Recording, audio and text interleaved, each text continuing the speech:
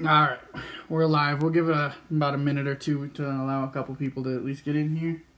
All right. So, probably should shut off my TV so I don't have that background. Can you hear mine? No, all I hear is your voice. So, yeah, but like I said, we'll just give it a minute or two, let some people come in here or whatever, and then we'll get rolling. So I got the notes open and stuff. So. All right. Yeah, Brady's looking around, looking for you. He's like, okay, I hear place other than yours. Where's he at? Right. Brady, huh? I think you told me that before. Yeah. You named him after a washed-up quarterback. I didn't name him. Oh. It was actually my David's the one that got him, and he kind of just didn't have time for him, so Chris and I took ownership of him. Right. All right, well. It makes me feel better when I'm gone. He's here because I know he's gone after a couple people that came to the door and he didn't know who they were, and they were actually strangers, and it's a good thing the door was between them because I think he'd have freaking torn them apart. Well, at least he's good at protecting the home. Yep. All right, well, let's get started. We can go over coaching changes today. We'll start with Washington. They hired Ron Rivera. Do you have what are your thoughts on that hire? It's a good hire. I really like that hire. Jake Gruden he kind of ran his course in Washington. Yes. And I don't really think, my opinion is that it's fully not on him, but it's his staff, his training staff. Because over the last 5 or 6 years, Washington has been, if not the highest, one of the top 3 highest in man games missed per season. So something's going on there with the Washington training staff, with the medical staff, and the training staff themselves. So yeah, they needed to move on, and moving on from the GM, I can't remember, his name's escaping me right now. That was also good. Bruce Allen. He's been there 10 years, and they really haven't done anything. When I was younger, Washington was just they were one of the elite teams in the NFL for basically my whole life, my first 25 years. And it's a proud franchise, and I can feel for Dan Snyder, even though I don't agree with a lot of things he does, but they need to get back there because they just don't feel right with them being doormats in the NFC East. But no, all in all, it's a good hire. He's going to bring toughness to that team. And he is a run-first coach, and he wants to run the ball. And if they can keep Geis healthy and Peterson, they've got 2 capable backs there that can handle that load. And I think Haskins started, I basically washed my hands of him. I didn't think he was going to be anything, but he kind of started showing a little bit of life there at the end. So, I guess maybe give him another offseason and see what he's got. But I think they have a good young core. Yeah. I too, I really like the hire. I said that they should have hired him since a couple days before they did. That was the right hire for them, I think. He's been a successful coach with teams that have fluctuated with very little talent sometimes. I know he had the really good team in 2015, but he's still taken some not very talented Panther teams to the playoffs. And he utilized the best out of Cam Newton, who I never thought was that great of a quarterback. So I think he could be good for Haskins as well. And yeah, he's very good with the run game, and they actually got quite a few running backs on that team that are good. I don't know who's all going to be. Without looking, I guess I don't really know who's going to be coming back next year. But my guess is that they'll they'll bring back Peterson. Geis is going to be there. How healthy Geis is going to be, I don't know though, because that guy is made of glass. But I think that Washington's biggest problem, regardless of who they hire as head coach, is almost the exact same problem the Lions have, and that's an ownership issue. Snyder might be one of the worst owners that are in the league. He doesn't seem to make the right decisions on anything ever. I actually agree with this hire, but I think this is one of the first times I've agreed with him on anything. So I know Washington fans, just reading comments online from Washington fans, and they're at the same point that a lot of Lions fans are. They're ready until they get a new owner to almost jump off ship. So he's got to do something to kind of turn the tide in the I guess the vision of this team and their fans at this point, because I don't know if necessarily coaching is going to be the resolution of this team before he makes changes. Right. So, and I agree with you. Haskins has shown a glimpse of being good. Nothing spectacular, but hope. Serviceable. Yeah, he wasn't as trash as he was when he first started. Because man, his first couple games, I was like, this guy's bad. Well, and the thing that blew me away the most, I think, was he had his college teammate on that roster, who was a very good receiver. I mean, he's probably one of the definitely a top 10 rookie as far as offensive rookie goes. In McLaurin, and I thought, when I drafted him in Dynasty, I thought, okay, he's got McLaurin, he's got somebody he's familiar with, somebody that he can fall back on if he's unsure about anything else. Knows he can throw it in McLaurin's area, and he's going to come up with it. Right. And that didn't materialize until the last 3 weeks. Right. No, I absolutely agree with you. There's but now seeing those last 3 games or so with him, there's a little bit of hope there in Washington. So we'll have to see how it turns out. I agree. I would like to see Washington in there. You're a little older than me. So you were there to see Washington's heydays. Washington's been trash since I started watching football. Yeah. So because I started watching in 2000, and Washington's made the playoffs. In my memory, it may be maybe. I think twice since I started watching football. So it's not like that they've been good since I've been there, but I know their history, and at one point in time they were like a powerhouse team. So yeah, they're a perennial playoff team every year. Before the season started, you can count Washington in.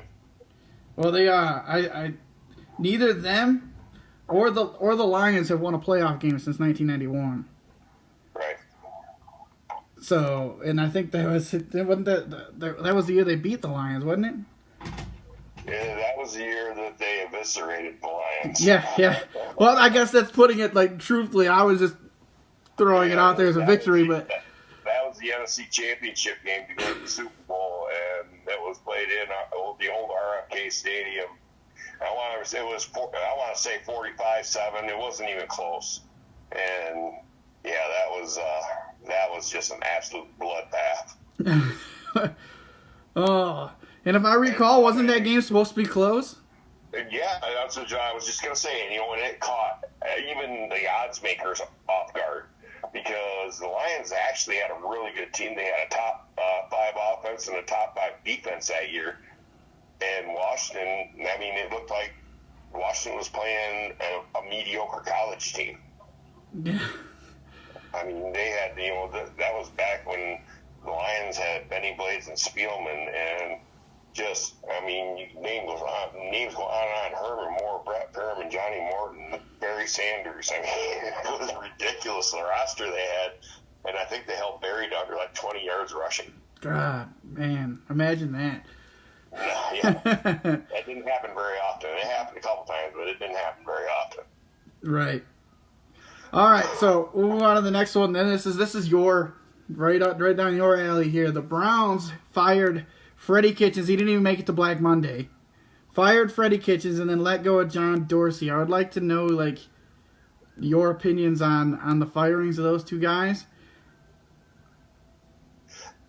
Thank God, because I'd already reserved myself to the fact that, okay, we're going to have to deal with Kitchens one more year. Dorsey surprised me, actually. I'm on a lot of Cleveland insider sites, and I heard no rumblings of Dorsey being even on the block, to go. Freddie, I don't think it was for the lack of trying, but it was his combination of his inexperience and his stubbornness. He had a meeting, and from one of my insider sources said that basically the Haslams told Freddie that you need to surrender play calling duties. And he vehemently said, absolutely not. I am not surrendering play call duties. And that's what caused it right there. He was an awful play caller.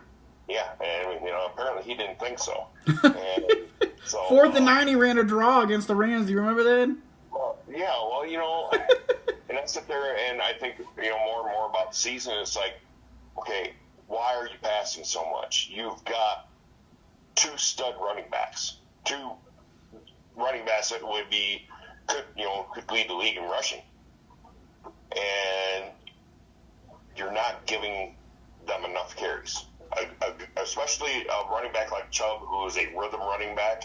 You cannot give Nick Chubb 12, 15 touches and call it good.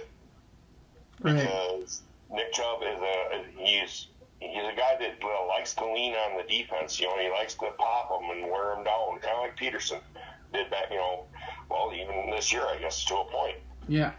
But, Chubb has got, he wears on you and he gets you to miss a tackle, and the next thing you know, he's 5 yards downfield with nothing but green grass in front of him, and once he gets that much of a lead, you're not catching him. I don't care who you are, you're not going to catch him. And, maybe a corner, but then you got to deal with bringing his big ass down. He's 225 pounds, so he's a big kid. Yeah, he's huge. And the play calling was just horrendous. I mean, I would just want to beat my head off a wall every time I watched the game. Going into the game, knowing that's probably how I'm going to end up feeling, because Freddie Kitchens drives me freaking nuts. Yeah, and it didn't help that he's got no respect in the locker room either, and that doesn't help when you're head coach. Right. And, he lost OBJ, I would say, probably with 3 games to go, and then Landry, the last game, Landry went off on him on the sideline. So that just tells you right there, everything right there. And that locker room, those are 2 leaders of that locker room, and the locker room's going to go and follow their leaders, not a guy who's being stubborn. And that's essentially what he was doing. He was just being stubborn that, my way is going to work, and you're going to do what I want you to do. Yeah, when you got he tried to pull that on Jimmy and D. Haslam, and they're like, hey, you know what? Right there's the door, and don't let it hit you on the way out. Yeah, I 100% support the firing of Kitchens. He was awful. I'm always pro give a coach a second year. I've always been that way. This is the one time I'm not leaning that way. There is like a blind chimp could have led this team to the playoffs. Like there is no reason to be 6-10 with this roster. No reason. Unless your entire roster got injured, like that'd be the only excuse for you to be this bad. It's just not. I know you're lacking an offensive line, so you weren't like a 100% complete team, but that's pretty much all you were missing. So you still should have been able to win enough games to get in the playoffs. You have a young quarterback who struggled, but a lot of that was offensive line and because of Kitchens, right? But you got a young quarterback with a lot of talent. You got 2 of the better receivers in the league. You got a good tight end who I know was hurt most of the year, but you have another young, solid tight end and Seals Jones behind him that you didn't really utilize. And then you got a great defense. I mean, you're loaded on defense. It's just for some reason nobody ever wanted to acknowledge that, but on defense you guys were loaded. Yeah. There's just no excuse, man. There's not. But Dorsey shocked me because he did a good job at bringing people into this team. Yeah. I don't know why in the hell they fired him. That was a shock. that was to me too. You know, he, like all GMs, he's had a lot of messes in the draft. I mean, a lot, and he I don't know. It caught me off guard. I figured for sure he would, but you know, I was talking to Curtis about this. I think it was Curtis. Anyway, and I told him, I said, you know what that tells me? What that tells me is they have somebody in mind, because they said all along that Dorsey's job depended on the new coach, if he wanted him or not. So with them letting Dorsey go, that tells me they got a new coach in mind, and he's told them, no, I don't want him. And you know who it is. I have a feeling. It's not who you want. I know. Oh, Urban. Yeah, but I mean, you know, and I just don't like a successful, and you know, we're gonna call it what it is. You know, I'm gonna put my personal feelings of him aside. Some really strong takes on that as far as how he is as a human being, but it's trash, by the way. You know, I'll credit where credit is due. He is a great college coach. Been a winner where he went. Bowling Green, Utah, Florida, right, and Ohio State. I just don't feel, more often than not, coaches who try to go to the NFL from a college setting don't work. Yeah, minus a couple exceptions, right? But most of the time, and Jim Harbaugh. Yeah, to an extent. I mean, he coached 4 seasons, went to 3 NFC Championship games. You can't really argue with that. Well, no, I'm talking about the college part, but so I don't, in that aspect, I don't like it because the track record just isn't there. Right. And many super successful college coaches that tried to go to the NFL. Yeah. Saban or Saban. Saban, yep. Saban's a big one. You know, Jimmy Johnson's another one that was successful. Right. Well, a long time ago, but yeah. Yeah. There's a big reason I don't like this move more than what you stated, right? Because that's a big reason for me too. But another one is that this team is young and inexperienced, and you're going to bring in a guy that's not experienced at this NFL level to try to balance out this team and to lead this team. Are you kidding me? You need to go get somebody like Mike McCarthy, who's been here, who's won here. And yeah, I know he didn't have the best track record in Green Bay when it comes to his players, right? Because I know that a lot of them think that they won in spite of McCarthy, but regardless, their biggest issues right now are on offense, right? McCarthy's great in that area. Their defense will be fine, like on their own. Okay, so you need somebody who's going to go in here and lead Baker into a good direction and utilize OBJ more, because the fact that he barely got over 1,000 yards is a joke.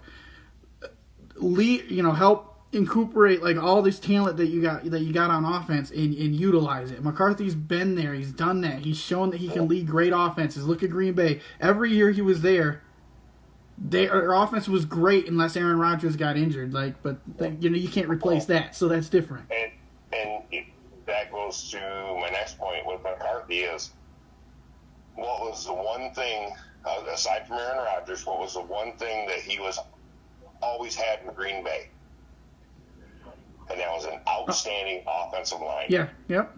And that's what Browns are lacking. They had 2-3 Pro Bowlers every year on that offensive line. Yes. I agree. That's who I think they should take. So I've never been a fan of McCarthy personally, but I think he's a good fit for Cleveland. Yeah. So that's how it is. Urban Meyer would be a mistake. Not necessarily to take a shot at him in the NFL, but for a team this young and inexperienced, it's a mistake for this team. I agree. I don't necessarily disagree with possibly giving him a chance to coach in the NFL. But he'd want to go to a team that's more experienced that are having issues, maybe like Carolina. Right. Not the Giants or not the Browns. Teams that are super young, building with young quarterbacks, young running backs, stuff like that. Like you don't want an inexperienced NFL level coach going to those teams. So that's not how you're going to solve any issues. No. You're just going to have inexperience on top of inexperience, which leads to no success. No. So. Hey, real quick, there was another thing I wanted to talk about before we went on, but we're on. So, I propose that we do an NFL pre and post draft show. Oh, I'm down with that. Okay, cool. I was actually going to bring that up to you anyway. So. All right. All right. So the next one I want to get into is I know this is a shock for a lot of people, me included, that Pat Shurmur got fired from the Giants. Like, I don't know what your take is on this, but to me that I'm shocked. Like, you just brought Daniel Jones in here, and you're gonna already start firing like his coaches. Like, you knew this team wasn't gonna be good. Like, I don't understand like where you don't give him another year here. You're gonna already start flipping on this kid already and start giving him new pieces every year. Are you gonna fire coaches every season? I didn't see this coming at all. I didn't even think it was a possibility that he was gonna get fired. Like, when I heard that, that shocked me almost as much as Dorsey leaving did. Like, I don't know. I think that was a huge mistake. So. I mean, I heard some murmurs that it was a possibility, and with old curmudgeon Dave Gettleman in there, it doesn't surprise me, to be honest. Yeah, Gettleman does always make those terrible decisions, so I guess maybe I shouldn't be as shocked as I am, but to me it's a mistake. There's a reason Gettleman was run out of Carolina. And I firmly believe that there was a lynch mob chasing them out. But, I really thought he was going to get another year because they showed signs of improvement. I mean, it wasn't like they were getting blown out in their losses. They were competitive. Yeah. There was a couple games where they got tore up pretty good, but for the most part, they were competitive in every game. And their offense was good. Was good. Daniel Jones threw 24 touchdowns in 12 games. Like, I mean, that's you're gonna get 30 if you play 16. Like, and he did it with injured Barkley in the offensive line, right? And basically, not much of a defense. Yeah. And so, that was him and Barkley and Shepard when he wasn't concussed, and Tate and Evan Ingram when the 5 games he played. Yeah, those two guys, they can't stay on the field. That one did baffle me, and like I said, it didn't surprise me because it's Gettleman, and you gotta almost expect the dumb move from him. Right, but it was an undeserved firing, right? I agree. I completely agree. I think, Shurmur will land on his feet. He'll get a job somewhere. Yeah, he's a great offensive mind. They had no pieces on defense for the defense to be good yet. Yeah. So, he might have to go back to being an OC somewhere, but that's fine. He'll get another crack at it somewhere. Yeah, he definitely will. I mean, he's a great offensive coordinator. I was very upset when he left the Vikings. I almost said when the Vikings got rid of him, but I just kind of popped into my mind. It would crack me up if he went and was an OC somewhere for this year, and then after this year, sorry, Sherry, that the Jets stink it up again or underperform, and they fire Gase, and then Shurmur shows up as a New York Jet coach. And he stays in New York and just goes to the other. Goes to the other side of the city. Right. Yeah. Well, I mean, it wouldn't be that surprising. Speaking of, that leads me to my next one. Are you shocked Adam Gase didn't get the boot? Yeah, because he sucks. He's horrible. He's got no business being on a sideline, regardless of what position he's holding, whether it be OC, quarterback, coach, kick return. I don't give a shit. He sucks. I can't. There's a podcast I listen to, and they're family friendly, so they keep it clean, but they call him the beehole. Not a one of them can stand him. He's horrible. I just have so much disdain for him because I look in Miami. Okay, for instance, they were average team. I mean, what, they were 9-7, I believe, the year he got there, the year before, and he drove them into the ground. You know, he refused to play their best players. Kenyon Drake is a beast, and he's showing that out in Arizona now. You know, Kenyon Drake's going to make David Johnson obsolete. They're going to get rid of David Johnson. I firmly believe that. And look at Ryan Tannehill now that he's not with them. Yeah, exactly. And so, yeah, he's just an idiot, and I'm completely shocked that he didn't get the boot. Yeah, me too, especially with, like, everybody, like, having, like, such high expectations for the Jets. Like, the Jets were supposed to be the team that finally took it to New England. Or at least pushed them to the limit, at least. Like, maybe not beat them, but, like, should have been, like, right there, like, nipping at their heels. And they weren't even close. Like, and all the talent on that team, there's no excuse. Like, they're talented in a lot of areas. But now, their players are just tired. Like, I know he pretty much doesn't want to bring Le'Veon Bell back. He pretty much stated that in the opinion. No, I'm not the guy in charge of personnel. Like, okay, why don't you just say you don't want him back then? Like, well, and top it off, he didn't even want him to begin with. Yeah, and he openly said that, which is not good for team morale. I don't understand it. So he's gonna lose Bell. Robbie Anderson's hitting free agency. He ain't gonna come back. So there goes two pieces that you had on that talented team that you could have utilized a lot better than you did, that are gonna leave now and probably go. Well, I don't know about Bell, but Robbie Anderson's gonna be a key player somewhere else. I don't think a Noon was gonna be back either. Yeah, that too. That's right. The only person I've seen Gase give any respect to on that team is Jamal Adams. That's the only guy he talks good about. Other than that, he's just like, meh. Like, what kind of coach is that? You just pretty much just show you only care about one player. Right. And it's like, okay, well, that player barely even wants to play for you, and that's the player you favor. Like, so, like... he got rid of, who was that D tackle he got rid of? Quinton Williams? Yeah, that was dumb. I mean, their run defense was actually really good. While Quinton Williams was in the middle there, and then they got rid of him, and their run defense went to crap. Yeah, it's just I can't believe it. I would have fired Gase mid-season, let alone still got a job now. Speaking of, I actually didn't write this down, but the next one I want to ask you. Speaking of people who didn't get fired, okay, the Lions have held on to their defensive coordinator. What are your thoughts on that? That's Patricia's funeral. Oh man, like Patricia just got told by Martha Ford, right? They got to be a playoff contender next year, or he's gone. Okay, right? So what does he do? Keeps the defensive coordinator that couldn't utilize any talent. He would have been the first person out the door for me. Yeah, not just him.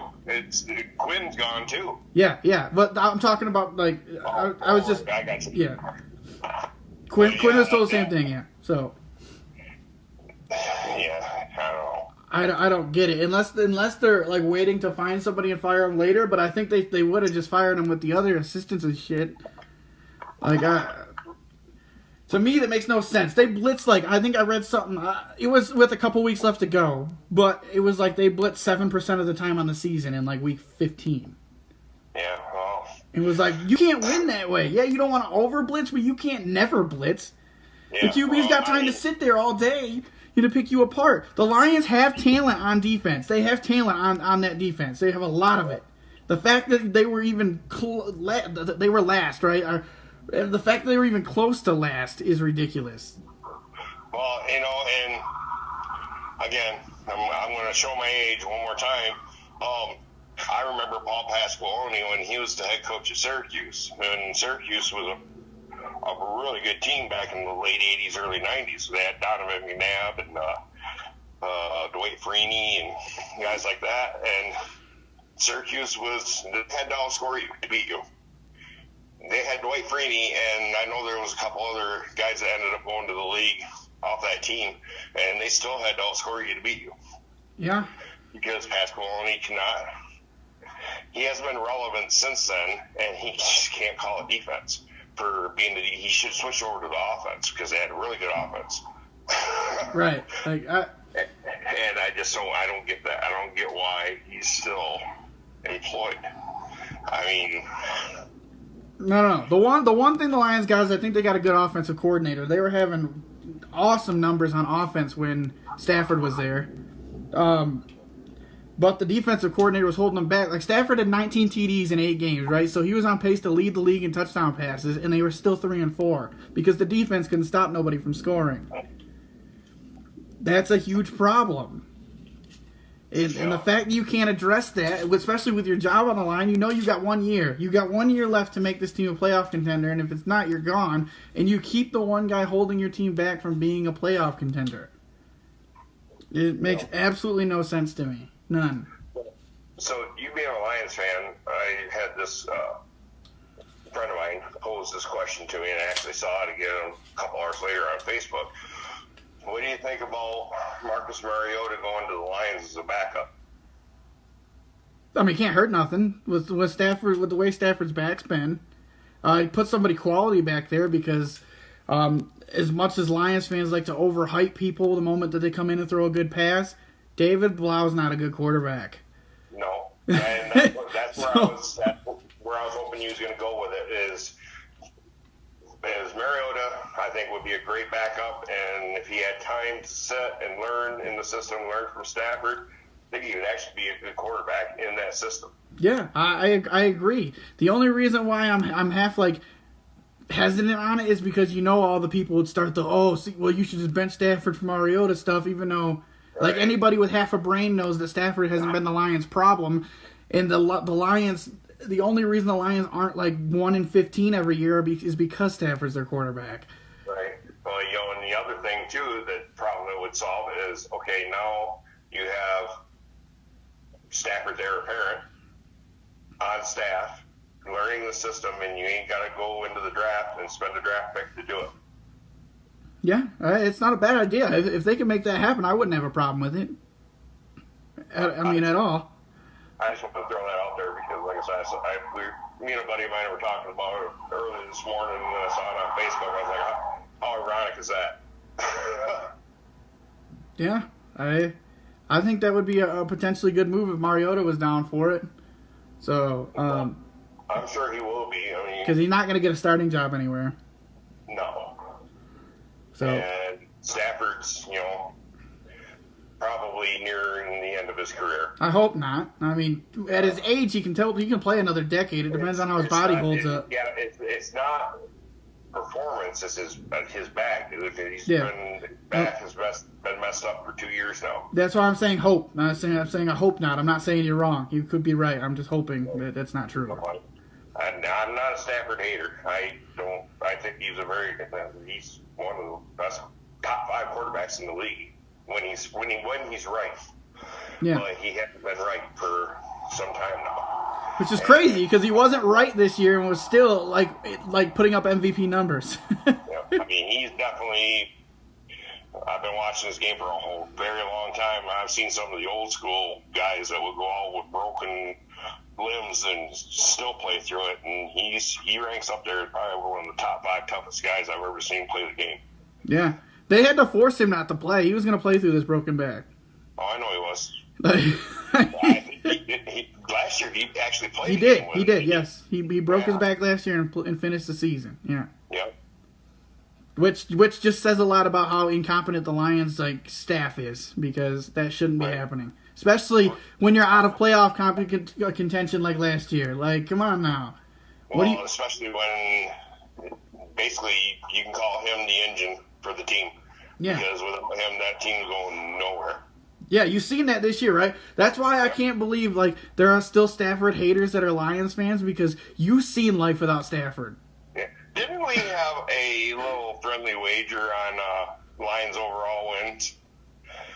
Did we? I know I had one with somebody. I had one with Gangles, but me and Gangles had a stipulation that injuries voided it. So once Stafford went down, our bet was over. So. Okay. Because I told him that the Lions were going to be better than the Chiefs this year. And I said if any injury happens, which technically it happened to both teams actually, that it would void the bet. That's what me and him both stated that. So I know I had one with him. I'm pretty sure it was you, but I'll let it go for that reason too, because they probably would have won at least 6 games with Stafford in there. Right. I know they would have won the Washington game because I don't think Stafford would have thrown No. two picks in his last 3 attempts. He wouldn't have. That's what I mean. That's what I mean, though. Like that's life without Stafford for Lions fans, and yet there's still some out there that are like, oh yeah, well he's not a winner. Like, well look at the team. Right. That's what they do. Like that's without him. 0-8. They were at least damn near 500 with him. That's how. That's what they've done my whole life. It's just, Lions. I mean, there's been some playoff games in there, but not very many. I can count them on one hand. We'll put it that way. Right. You want to know what's crazy though? Is that look, if you exclude Johansson from this, right? The only people that ever hate on Stafford are Lions fans, right? People outside of Lions that don't like the Lions praise him all the time and are like, dude, I would love to have him as a quarterback for my team. Yeah. Like, and it's crazy that your own fans are the ones that they're the only ones that doubt you. Everybody else knows the talent that guy's got. You know what you're probably too young to remember this, but back in the day there used to be a joke going around, and that's in Detroit. What are the 3 toughest jobs? I don't know. I've never heard it. That is the Lions quarterback, the Red Wings goalie, and the Tigers closer. You know, that's very accurate. It's very. It's still to this day. Very accurate. I was around, and this is way before your time, but I've been a Red Wing fan my whole life, and I was there when they literally ran Tim Chevrolet out of goal and out of town. The fans literally ran him out of town. That's ridiculous. Detroit fans are something else, man. And he was a decent goaltender. I mean, he wasn't great, but we're off subject anyway. Yeah, all right. Well, moving on to the last coaching subject we have today. Jason Garrett. Is he going to be fired? What's going on here? To me, I don't think so. If he hasn't been fired yet, like he's not getting fired. He's Jerry's puppet. I think they're keeping him around, and it's a giant mistake, but it's the Cowboys, so I don't care if they're not successful or not. But yeah, I think I messaged you and told you something like that after we found out there was going to be a second meeting. Yeah, I think I said something to the effect that he's staying. There's something going on. You did. There's no reason that by meeting one, if you're firing your guy, he's not gone. Right. There was no reason to have a second meeting if you were going to get rid of him. So now they're on meeting 3. There's going to be some stipulations. There's going to be coaches that are going to lose their job. I assure you that. It's going to be a Patricia thing. They're going to deflect the blame off of where it should be. Yeah, and they'll probably re-sign him, but he'll probably take a little less money to do it. Or something along those lines, and that's what the meetings are about, is dictating pay and all that stuff, but they're going to keep him. You know why? Jerry's going to keep him because he's his little puppet, and Jason Garrett doesn't actually run the team, and he's afraid if he hires somebody else, that may change. So, I mean, that's why they're going to keep him. It's a mistake. He doesn't know dip shit about coaching a football team, and he's been doing it for a decade. It's ridiculous. No. It's another team where there's no reason for that much talent and no victories. I had them walking away with the East. It wasn't even going to be close. I think most people did. After Philly started losing key players. I was like, okay, Dallas has got this now. They hit a little bit of a rough stretch, but they're too talented to be this bad. Yeah. And it killed me on pick'ems every week. It looked like a game that was just a lock for them, and they freaking blew it somehow. I agree. I don't need to talk about it too much because we don't actually know what the decision is, but I just think it's a mistake that they're going to keep him because I'm pretty sure at this point that's what's going to happen is they're going to keep him. So. Right. Sorry about the wind. I gotta get. No, I can't even hear the wind, bro. I can hear it a little bit now. But. Yeah, Brady's out here barking because he can't reach his toy. I got to put him on his lead because otherwise he'll end up on the field. All right, well, MVP, is there any doubt that it's not Lamar Jackson? No, not in my mind. Offensive MVP, he should have it hands down. No, I agree. I want to throw a little shout out to Michael Thomas, though, for getting no recognition, even though he's had one of the greatest seasons of a wide receiver's ever had.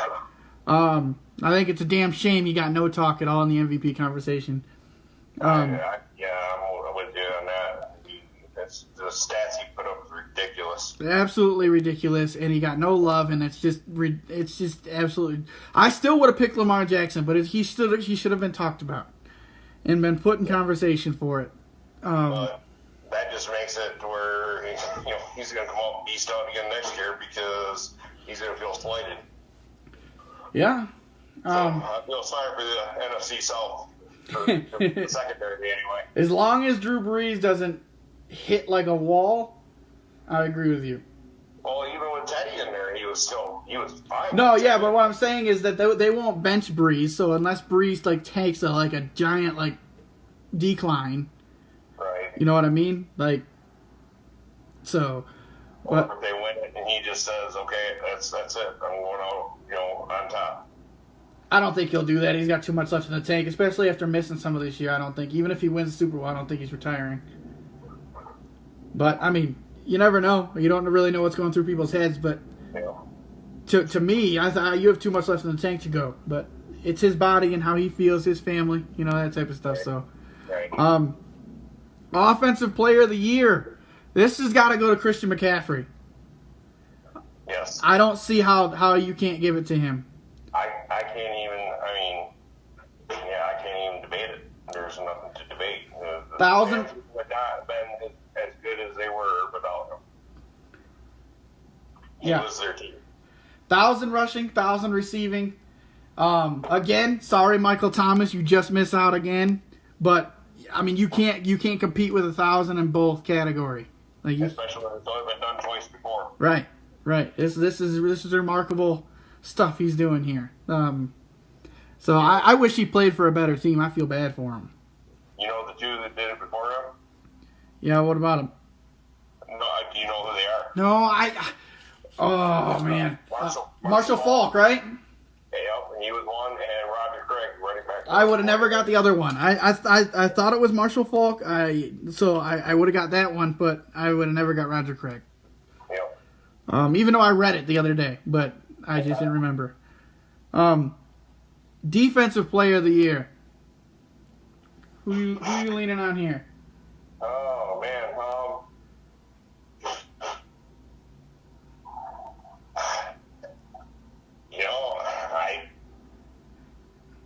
I want to give it to, I can't think, his name's escaping me, the kid from Oakland. He's not going to get it, but that would be my vote. The kid for Oakland? Yeah. Defensive Player of the Year or Rookie of the Year? Defensive Player of the Year. Are you talking about Crosby? Yes. Crosby's a beast, man, and he's not talked about. That's who I would give it to, but it's going to end up being Bosa. You think Bosa's going to win regular Defensive Player of the Year? Yeah, I think so. Huh. Just because of the family name and the height and everything, his brother being in the league, both being great. I agree with that too. That's who I had put down too. I was just shocked you agree with me because most of the time rookies don't win both those awards. Right. But I had him down too. That's who I have, Bosa. But I do think so we can skip Defensive Rookie of the Year then because I'm assuming we both are the same guy. But I'm gonna go and explain why I think Max Crosby should get it.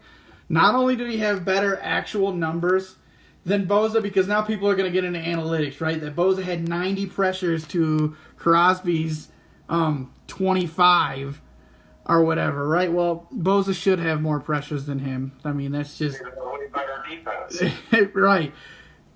They don't have to worry. Oakland's got no threats, right? They can't worry about just Bosa in San Francisco because you got people lined up there that will if you spend too much time on him, you're going to get drilled by somebody else.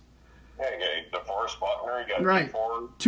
Too many weapons on that defense, right? Oakland's got nobody, right? So like Clelin Ferrell hasn't done anything. That looks like he might be a draft bust in Oakland. Yeah. So you don't have to worry about him, right? So they pay all their attention to Max Crosby, and he's still done what he's done. And he doesn't get talked about because he plays for Oakland. And it's ridiculous. I hate those type of things, that because of who you play for, you don't get talked about. These are supposed to be individual awards.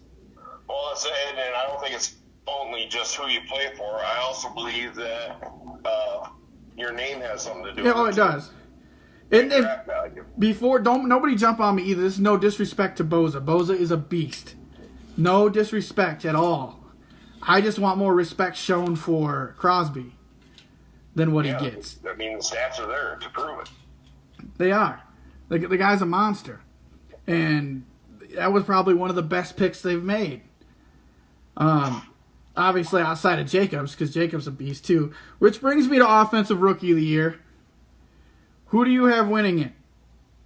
Offensive Rookie of the Year. Well, man, I hate to be the guy that does that, but I really can't. You almost got to go with Jacobs. Okay. And you can see, because, I mean, who else is comparable to him, really? You want me to tell you? Sure. I had Jacobs until he had this little injury where he's missed a couple of games now, right? A.J. Brown, wide receiver for the Tennessee Titans. Yeah, he didn't do it the whole year either. But I'm not saying no. I'm not saying I vehemently disagree. Right. He definitely deserves to be talked about, But this league is, or is it not, what have you done for me lately? Yeah, it is. And who's left the lasting impression, right? I'm not saying he deserves it, but I'm telling you who I think is going to win the award. I think it'll be Brown because he went off like the last month and a half of the season. Where Jacobs had missed some time at the end of the season, and it kind of makes people kind of forget. Right. And I think A.J. Brown's going to win this award. And I want to give a little love to Daniel Jones. He won't win the award, and I don't think he'll really get talked about much because his team was awful. But Daniel Jones threw 24 touchdown passes in 12 games with a lot of his starters missing on offense all the time. He had a remarkable season, too, and I think the kid's going to be good. And I got to eat crow because I said that kid was going to be a straight bust. So I want to... I did, too. I don't know many people that didn't say he was going to be because, if he'd have been drafted in the second, third round, we wouldn't say that. But he was drafted 6th overall. Which seemed crazy. Exactly. It was like, it's okay, here's Gettleman being Gettleman again. Yep. That's what I thought. And I was like, man, what the... I literally thought they drafted him because he was Eli Manning's clone. Yeah, I actually thought they were going to go on the defensive side of the ball with that pick. I'm sure they're going to take Josh Allen. Yeah. Did I say it right this time? You did. You got it. You got it. Instead of Jared Allen. I had to stop and think for a second. Jared Allen's been retired for a minute now. I'm surprised you keep saying that as a name. So, all right. Well, we got those awards out of the way. Now let's start with the games for this weekend. I got to tell you, Neil, I haven't been this excited for a Wildcard weekend playoffs in a long time. I feel like all these games are going to be great. Good matchups, very compelling matchups. I feel like a lot of these can be really close. So we'll start with the first matchup of the day, and that's the Bills going to Houston to play the Texans. What do you think on this? The Bills got a stifling defense, and their run defense has actually improved because you could, for most of the season, you was able to run on them. But the last 3-4 weeks, that hasn't been the case. They've, figured out what they need to do, and my brain is telling me Houston because it's in Houston and that offense. And J.J. Watt. And that's right, J.J.'s back. Yeah, man. It's going to be a close game. It's going to be a real close game. Josh Allen has improved dramatically over his rookie year, in my opinion. He still has a lot of work to do in the passing game, but he has improved in that aspect. And I think he's actually become a better runner than he was last year. Right. Devin Singletary has been coming on at the end, later on at the end of the year this year. And John Brown's been a beast. And John Brown has been Josh Allen's guy.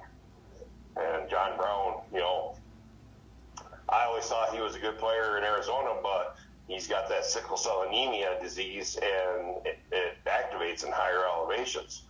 And he doesn't really have to worry about that too much being over in Buffalo, but right. He's finally playing the way he should play, or he was projected to play. But yeah, it's going to be a very close game. don't expect it to be high scoring, and I don't expect it to be real low scoring either. Probably, 2017, somewhere in that range. Wow, we had the same score. What's that? Wow, we had the same score. Oh, did we? Oh, yeah, I'm going to give it to Houston, though. Same score, different winner. I got Buffalo. I think this game will be real close too. My main issue is that Houston's so inconsistent that I don't feel comfortable picking them. Where Buffalo, even though their record is only 10-6 or whatever, but like they've consistently played really good football, regardless of whether they won or lost. There was no games where you were like, "Damn, Buffalo looked ugly today." No, they've played consistently good all year. Where Houston's like up and down, up and down, up and down, and I don't like that out of a team. It doesn't make me feel comfortable. If you're gonna have a consistent team, a consistently good team coming into play, a very roller coaster like team, I'm gonna lean towards a consistent team. And Buffalo's defense is consistently there, and Houston's defense is not consistently there, and that's another issue too.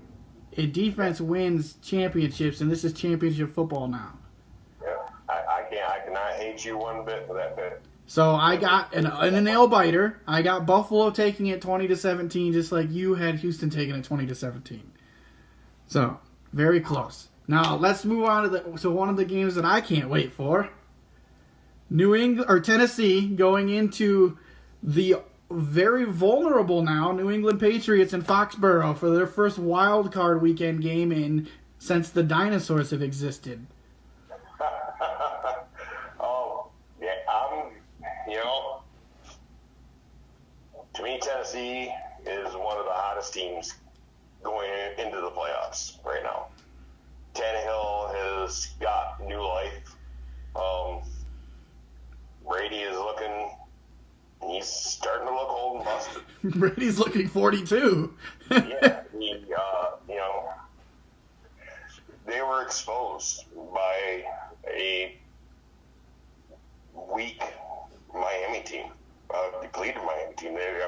A tanking Miami team. Yeah, Devontae Parker and Fitzmagic, and they got no running game. They tried to put Patrick Laird in there. He's a good receiving back, but he averages like 2.1 yards a carry. And he was doing that against real bad run defenses. Mr. Anxious is going to be very happy, but I'm gonna pick Tennessee to go in there and upset them. I'm gonna call this one 24-14. Yep, I got it, and I got it by a pretty solid margin myself. I got Tennessee's one of the hotter teams in the game. Their offense is clicking, something that Mariota never could get going. A.J. Brown has the most receiving yards after the catch. Like, he's going to tire out all the New England defense quick, and then once you get tired, Derrick Henry's going to punch you in the mouth. And it's not. I don't think this isn't going to be like a last possession wins the game type game either. I have Tennessee 27-14. I think their defense is good enough to stop an anemic Patriots offense, and that great New England defense is proven to not be so great is going to get tired by this pound and ground and then rip you up through the air after a little bit of Derrick Henry Tennessee offense. It's just too much for them right now. This is not the same New England team anymore. And I know people say this every year. Smart people haven't said that every year. I've hoped it every year, but I've never actually been like, oh, they're done until now. Well, and Belichick, his forte is taking away your best player. Well, who is he going to take away? Is he going to take A.J. Brown away? Is he going to take Tannehill away? Is he going to take Derrick Henry away? Take away Derrick Henry. They'll just torch you with Brown through the air until you switch, and then they'll switch again. I don't think they can take Derrick Henry away, to be honest with you, because I think Derrick Henry's that much of a man. He'll just run you over. You will stack the box. He's like Adrian Peterson. Like, stacking the box doesn't matter. He's going to be like what we talked about with Nick Chubb. Yeah. He's going to pound on you, lean on you, pound on you for 3 quarters, and then in the 4th quarter, he'll break away.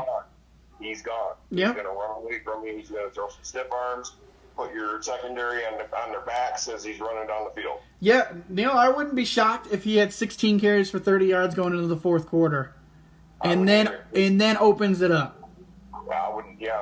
I wouldn't be shocked if, like you said, 16-30 going into the fourth quarter, and it ends up the game with 100 or 174. Right. 2 touchdowns.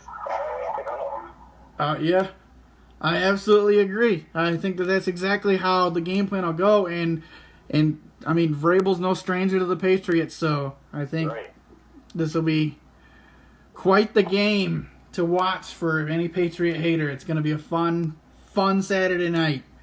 It's not so much for, I mean, for me anyway, it's not so much, Patriot hater is, that's the game I want to watch. Right. No, I agree. What's up, Ryan? I agree. I think it's going to be a great game regardless. I'm not going to lie to people who are watching. I'm definitely a Patriot hater. So it's going to be great for me to watch regardless, just because the fall of this consistent annoyance is just, it's impending, and I'm ready for it. It's like anytime like the Cowboys lose for Stephen A., that's how I feel when New England loses. Like that's me, and I can't wait for it. So, all right, moving on to the NFC games now. We're going to get the Minnesota Vikings going into the New Orleans Saints. Let's hear your analysis on this game. Delvin Cook is going to play, by the way, and he's 100%. Yeah, so I heard that, or I read that. Well, that's big. We know where you're going with this, but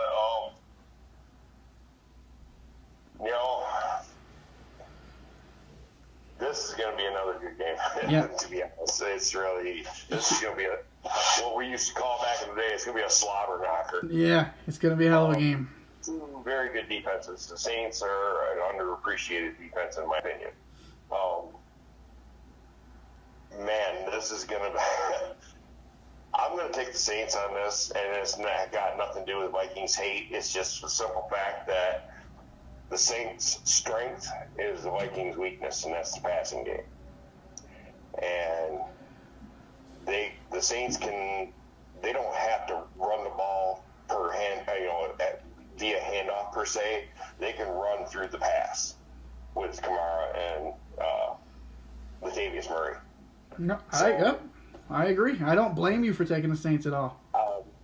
It's going to be a good game. I think it's actually going to be a little bit of a high-scoring game, to be honest with you, because Minnesota's going to have to put some points up to keep up with this offense. And they can do it.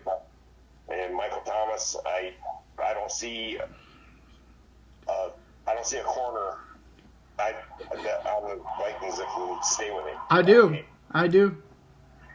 And I mean, he's going to see a lot of double coverage, but that will just open up things for Traquan Smith and Jared Cook running the scene. I'm going to take the Saints on this one, where I'm going to call it 31-28. I'm obviously going to take the Vikings. It's more of a biased pick. I don't blame anybody who takes the Saints. They're my Super Bowl pick if the Vikings don't make it. I really think the Saints are going to win the Super Bowl this year if they get past Minnesota. But this is the game, the matchup Xavier Rhodes likes. Michael Thomas plays physical football, and that's what Xavier Rhodes likes. They even brought it up to Mike Zimmer this week, reporters did, that Xavier Rhodes is finally going to get a matchup that favors him. And Zimmer had a big smile on his face, and they asked about it. He's been waiting for this. Finally, something he can depend on Xavier Rhodes for. He's going to get him the help for those routes, because Thomas is fast too. For those routes that he can break up over the top, they're going to have the safety cover him over the top too. But those little short routes that Thomas likes to run all over the field, where he likes to be physical with the defender, is going to be taken away by Rhodes, because that's his strength that he's still good at. And finally, I don't feel vulnerable having him out there. I'm not saying he's going to shut him down, but I don't feel like he's a liability in this matchup like I have to every other time you play somebody. So that's kind of a relief for Vikings fans. And the one irritating thing for me, too, going into this game is that people think that Packers Monday night game defines the Vikings offense. They are a completely different team with Delvin Cook in the game. Completely. The Packers could not do what they did to the Vikings if Cook was in there, because they couldn't send the house to Kirk Cousins on every play. Yeah, Mike Boone is trash. Well, I mean, he tore up the Bears' defense for 150 yards last week. I wouldn't necessarily say he's trash, but they don't fear him. Huh? You didn't do it when I needed him. I'm sorry. But it's because the Packers didn't fear him, and they were blitzing the crap out of Cousins, and when you have Dalvin Cook back there, you can't do that because Dalvin Cook, Mike Boone's not Dalvin Cook. Okay, I think he's a solid running back, but he's not obviously nowhere near Dalvin Cook. If Dalvin Cook gets past the blitz, there's nobody back there anymore. So you don't risk that stuff with Dalvin Cook. So you're not going to be able to do what the Packers did to the Vikings now. I mean, you understand what I'm saying here, right? Yeah, I know what you're saying. And not to mention is he's a good pass catcher, so if you do blitz him, he can dump it off to Cook all day. And that's what he's going to do if you try to blitz him like that. And he's just going to rack up yards like that because Cook gets the ball in the open field and it's over. He tears you. He didn't score a single touchdown on the ground this season, but he tore between the 20s. He was very effective in the receiving game. So I mean, he really didn't score a rushing touchdown this year? No, receiving. Oh. Rushing touchdown. He led the league until he sat out. I was gonna say. No, he led the league in rushing touchdowns until he sat out the last 2 games. But receiving, he didn't score a receiving touchdown at all, but he's very effective in the passing game between the 20s. They just don't throw the ball inside the 20s. Right. So, and now you got Thielen. I don't think Thielen's been right, but he's had another week to rest his hamstring, so I'm kind of hoping he'll break out. And Diggs has pretty much been, since week 4, almost unguardable. So as long as Cousins has time to throw, I think he can do it. This game's going to be really close. I'm not confident. I'm going to be nervous as hell watching this game as a Vikings fan. This was the team I didn't want to face. When Seattle lost by a centimeter and I wanted Seattle to score, I wanted to go to Seattle. I did not want to go to New Orleans. But the cards are laid. I don't think we can't beat New Orleans. I think both these teams are good. I think the NFC's a dogfight. Any of these teams, except for one, can win this thing, and we'll get to that next. So I have the Vikings also close 28-24, and I think the Vikings win on a game-winning drive by Cousins so he can shut haters up. So you hope. I hope. Like I said, I'm not confident. I'm not confident. I think this game's a toss-up. You know I love trolling. I know. But I'm not going to sit here and be super cocky about it either because I'm not, this is a nerve-wracking game for me. Right. So, but it's a toss-up. If you want to be honest about the game from an unbiased perspective, this game is going to be very close. So, we'll go on Seattle at Philadelphia. This is the game. I think it'll be a close game, but I'm pretty sure most people should have the same winner. I seen something where fans are picking Philly 55%. I can't believe that. Philly's playing with 4 starters. 4. I don't know how you expect to beat playoff teams like that. I'm glad they got in. Carson Wentz is the man, okay? I don't understand the hate he gets. He can perform the way that he does with no weapons. Is just absolutely ridiculous. I have mad respect for Carson Wentz, but I don't expect him to win this game. Like I said, too many injuries. It's just this. They've hit the hardest road of any team this year when it comes to the injury bug, and they still managed to win the East, and it's crazy to me. But they just don't have enough pieces right now. I'd watch out for this team next year. They're going to be, if they can stay healthy, they're going to be just a hell of a team. But Seattle should win this one convincingly, I think.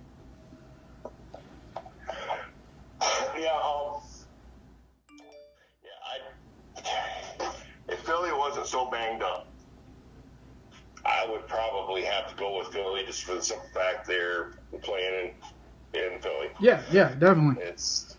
That's one of the roughest places to have to play especially a playoff game. But Seattle's been one of the hotter teams going down the stretch too. Russell Wilson seems to do this every year. He's kind of during the first half of the season, and then he lights it up. DK Metcalf has been coming on strong. So now we got actually, I'm going to say we got 3 legitimate threats because David Moore has also come from out of nowhere and been a downfield threat for him. Chris Carson is Chris Carson, and he's an animal. He's out. He's got to shore up that fumbling issue, but other than that, the guy runs hard. Yeah, but he's hurt. He's not playing. I missed that. Then that's he's out. He's out for the season. That's why they signed Lynch. Oh Jesus! I apologize wholeheartedly on that. Wow. Yeah, I knew that too. Yeah, no, it's okay. People have slip-ups all the time, man. I just wanted to make sure you knew it before you went too far into this. Yeah. Yeah, see, and that's my only question with Seattle. And like I said, I knew that too, and I'm sitting here going on like Chris Hart, like some fanboy or something. Is how much how much in game shape is Lynch, and how much of a load can he carry? Can he actually be in a semblance of Marshawn Lynch, or right. is he going to be what he kind of was fading into in Oakland? Right. I want to say because for the simple fact that he's back where he wants to be is in Seattle. I don't think he ever wanted to leave Seattle. I think he's gonna show up. Wait, but, what? Huh? No, go ahead. Continue. Somebody just said something, and I was seeing if I hadn't read. I just think Seattle's got too much offense. The Phillies' Achilles heel is that passing defense, and there's too many outside weapons for Seattle, and I'm gonna call this one 28-20. Oh, Seattle. Hey, Lions fired their defensive coordinator. Oh, did they? Yep. Well, a little late. Thanks to make all the Lions fans nervous. That's fine. All right, good decision. Good decision. But, all right. Sorry, back on track. Sorry I had to break that. We were on a football podcast, so I thought that was important information. No, yeah, that's definitely important. I think Seattle's going to go into Philly, and I think they're going to walk out victorious and go back to Seattle to the 12th man and have themselves a little bit of somewhat of a parade, I guess. I don't know what they do up there. More on it. They're just a whole different lot over there. Yeah, ask Dustin. He'll know exactly what they do. But, yeah, I'm going to call it 28-20. Yeah. He probably has enough on offense. 31-13 Seattle. Yeah, I really just don't have enough on offense, weapons-wise. Yeah, I agree. All right, well, thanks to everybody who watched us. Thanks for joining us. Hope you guys enjoy the playoffs this weekend and join us again next week. Neil, I appreciate the